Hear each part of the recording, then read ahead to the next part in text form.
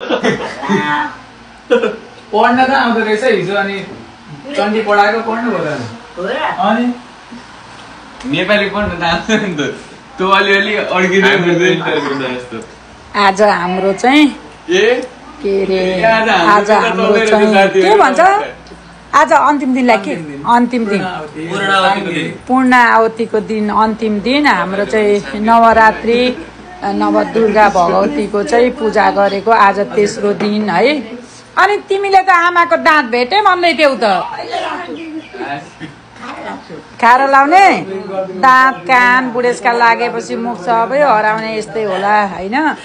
अनि हाम्रो अरू भन्दा नि मेन कुरा हाम्रो जेन्जी गुरुसँग मेरो छोरा हेर्नु न के हो यो दुईजना गुरु आमा हो दाजुभाइ जस्तो लाग्यो कि लागेन हेर्नु त गुरु र मेरो छोरा भने जे पनि मिल्ने रहेछ। धोती लगाएको शीतल भयो अरे भेन्टिलेसनको काम गर्दो रहेछ भन्दैछ छोराले। के भनिस् अरे तैँले भाइलाई रोबर्ट तिम्रो भाषा किन पश्चिमेली जस्तो छ भन्थे क्या म पहिला अहिले त बुहारीले देखेर थाहा भयो।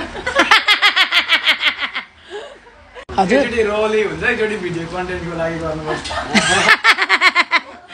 यस्तो क्या मेरा प्यारा साथीहरू पूजा लागिँदैछ होइन।